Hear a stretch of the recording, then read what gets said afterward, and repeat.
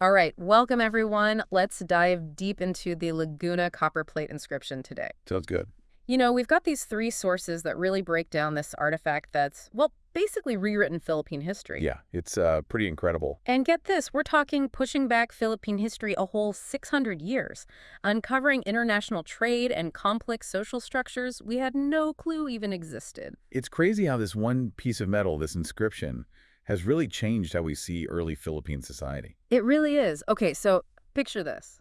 1987, a blackened copper sheet just chilling in the Lumbang River. Right, just waiting to be found. Waiting to be found. It eventually ends up at the National Museum in Manila, but for a while, total mystery. Yeah, total mystery. It makes you think about how many other historical treasures are still out there, just waiting. Oh, absolutely. But thankfully, this copper plate, it found its way to Antoon Postma, a Dutch anthropologist, and his work deciphering the inscription. Total game changer. Oh yeah, for sure. I mean, Postma's the reason we know Philippine history didn't begin in 1521 with Magellan. Nope, it goes all the way back to 900 AD. 900 AD, that's 600 years earlier than we thought. Exactly. It just completely changes how we understand the region's past. It's mind-blowing, this simple object holding the key to centuries of history. Okay, so let's talk about the inscription itself. What language is it even in? So it's a mix, actually. We're talking Sanskrit, Old Malay, Old Javanese, and even Old Tagalog. Wow, that's a real blend. What does that tell us about the cultural scene back then in the Philippines? Melting pot, or were there some dominant cultures? It definitely tells us this society wasn't isolated. All those languages, it suggests this complex mix of influences, trade, migration, maybe even political alliances. Fascinating. So this inscription, it's not just some random scribbles, it's telling a story, right? What's the story? Well, essentially, it's a record of a debt being cleared, an acquittal for a man named Nam Warren, and get this, his descendants. His descendants. Wow. Okay, so what was the debt? A hefty one, 926.4 grams of gold. Hold up. 926.4 grams of gold. What kind of debt needed that much gold to clear it? And were they even using gold as currency back then? Yeah, that's a good question. The inscription itself doesn't really tell us the details of the debt. But come on, that much gold. It wasn't your everyday kind of loan. No kidding. It had to be something big. Maybe a trade deal gone wrong, or some valuable service Nam Warren's ancestors provided. Who knows? Makes you think. It definitely suggests a pretty sophisticated understanding of value, though, right? Oh yeah, potentially widespread use of currency in 900 AD Philippines. I'm curious, does this inscription give us any clues about the politics of the time? It does. We see mentions of some pretty important figures, the chief of Madang from Indonesia, the chief of Tondo right there in Manila, and even leaders from Puliran, Pila, and Binwangan. Wait, did you say the chief of Madang from Indonesia? That's right. That implies a connection way beyond the Philippines, right? Like, what does that tell us about their relationship and the influence they had? Well, Mdang is a real place in Indonesia. Okay, so it's not just made up. Nope. And this suggests a pretty significant relationship between the Philippines and Indonesia back in the 10th century. Maybe even some serious influence going on. So we're not just talking local connections, but a whole network of power and influence across Southeast Asia. This inscription is really painting a different picture of pre-colonial Philippines. Absolutely. And don't forget, there was another inscription found around the same time that, unfortunately, vanished. Oh, really? So there's potentially even more evidence out there. It makes you wonder what else might be hiding, just waiting to be discovered. For sure. But even with that missing piece, this inscription totally challenges the old idea of the Philippines being isolated before the Spanish arrived. It's like they were part of a much bigger world. Exactly. And here's another detailed point to that. The inscription uses the Saka calendar. And guess what? That originated in India. Wow, so we've got Indonesia, India. This is a global story. What's the significance of that calendar, and how did it even end up in the Philippines? Okay, so the Saka calendar, it's lunar-based with roots in India. And it was used all over Southeast Asia, suggesting some serious cultural exchange going on. So it wasn't just a random calendar they picked up. No, not at all.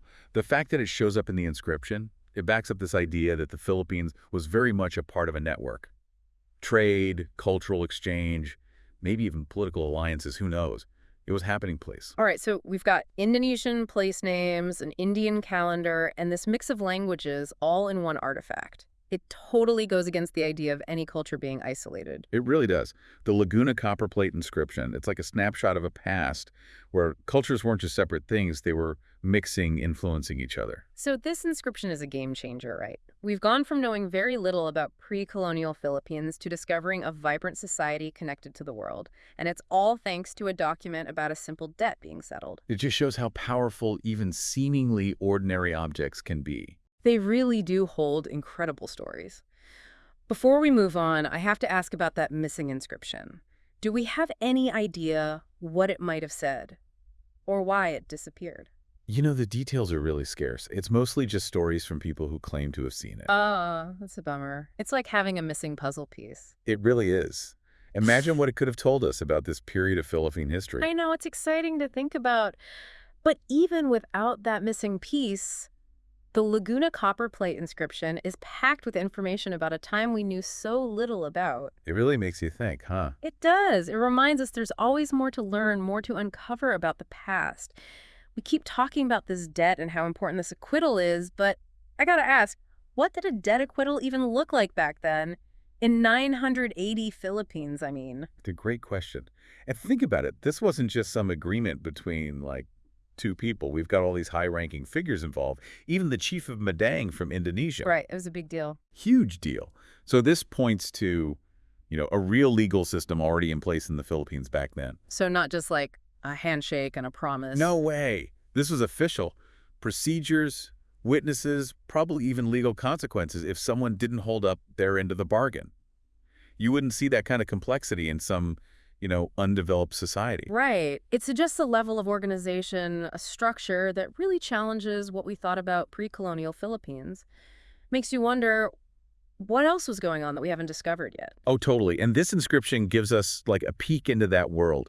Remember how it specifically mentions 926.4 grams of gold? Yeah, that was a pretty specific amount. Exactly. And that level of precision, it suggests they had a standardized system of weights and measures. This wasn't just eyeballing it. Wow, that's true. I hadn't thought about that. It all points to a pretty complex society. They had trade practices, defined units of value. This wasn't just your casual barter system. Right, they were dealing with serious business. And speaking of trade, any hints about what kind of stuff might have been involved in this debt? The inscription doesn't get into specifics about Namoran's job or what the debt was actually for. Oh, man. It's like a history mystery. It is, but we've got all these leaders involved, even one from another region. So whatever it was valuable, important. Had to be. Was it like some rare spice? A political favor, maybe? Man, we can only guess. But it makes you wonder, what did the economic landscape look like back then? Bustling markets, trade routes stretching across the sea. It's fun to imagine. The inscription doesn't give us all those details, but it does give us a starting point. Gold as currency, leaders from different regions. It all points to a thriving trade network, maybe even one that extended beyond the Philippines. So not just local trade, but connections to the wider region. Exactly. It's like finding out your quiet neighbor was secretly an international jet setter. Huh. That's a great analogy. It really challenges that image of the Philippines as isolated before the Spanish came along. For sure. This inscription, plus other archaeological finds, they're all pointing to a society that was part of a much bigger interconnected world. It's amazing how one artifact can change everything. And it makes me wonder, what was life actually like for people in the Philippines during this time? Big settlements, what kind of social structures did they have? We don't get a day-in-the-life kind of story from the inscription, but we can kind of piece things together based on what we know about other Southeast Asian societies from that era. Okay, so what do we think? Probably had established settlements, maybe some hierarchy, leadership roles. The inscription mentions chiefs and leaders, so there was some system of governance in place. So not just random groups of people, but organized settlements. Right. And, remember that complex debt acquittal. It points to established social norms and customs, too. They had their own rules, their way of doing things. Exactly. So the inscription, even though it focuses on this one event, it gives us a glimpse into a bigger picture, a society with rules, hierarchies, and a system for figuring things out when something went wrong. It's fascinating. And going back to that chief of Diwata representing the chief of Mdang, does that suggest some kind of alliance between them? Or maybe even like a tribute system where one was more powerful? Could be. Having a rep from Mdang involved in something happening in the Philippines definitely suggests a close connection, maybe political, maybe economic. We need more clues. That's such an interesting thought. It opens up a whole new area to explore what were the power dynamics in the region. Was Mdang calling the shots? Or were they more like partners? We might not get those answers from just this inscription, but it gives us a starting point, more questions to investigate. It's like a breadcrumb trail leading us through history.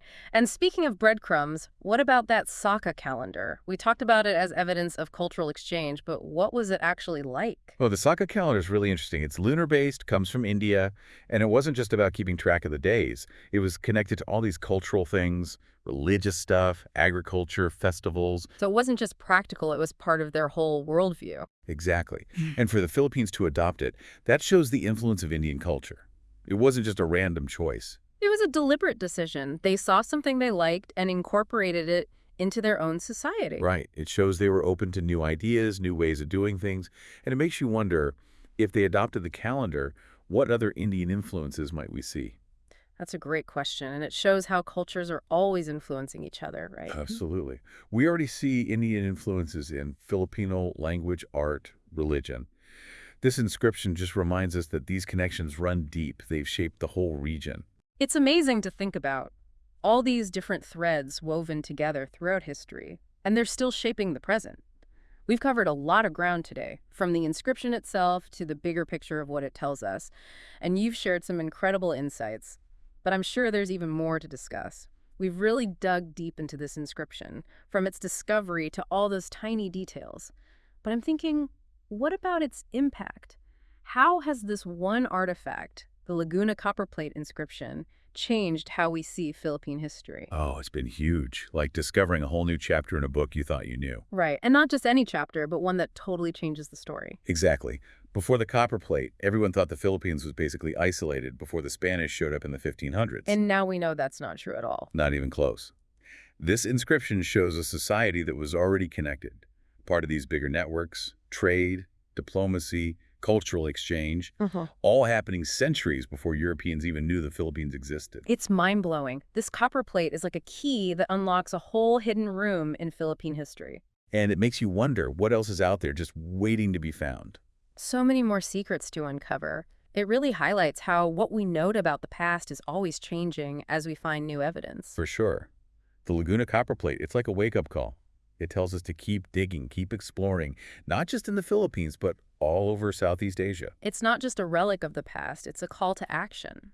Oh, and speaking of the inscription, where is it now? What happened to it after they found it? It's safe and sound. It's at the National Museum of the Philippines in Manila. Makes sense. It's a national treasure, right? Absolutely. It's carefully preserved, so future generations can see it and learn from it. I love that. It really shows how important it is, how much it's changed our understanding of Philippine history. It's crazy to think this simple piece of copper could hold so much information, have such a big impact. It's a good reminder that history isn't just about the big stories, the famous people. It's also about the little things, the everyday objects that connect us to the past. Those little things can tell the biggest stories sometimes. Well, we've really explored this inscription from top to bottom. We've seen how it rewrites history, how it opens up this whole new understanding of pre-colonial Philippines and its connections to the rest of the world. It's been a fascinating journey. It really has. And as we wrap up this deep dive, is there one big takeaway you hope our listeners walk away with? I hope they remember that history is never finished. Yeah. We're always learning, always finding new things that change how we see the past. The Laguna Copperplate inscription, it's proof of that. It challenges us to keep asking questions, to never stop searching for the hidden connections that can help us understand not just the past, but also who we are today. Beautifully said. It's been a fantastic journey exploring the Laguna Copperplate inscription with you. We've seen how it's rewritten Philippine history, revealed these incredible connections across Southeast Asia, and challenged us to think differently about the past. Thanks to everyone for joining us on this deep dive.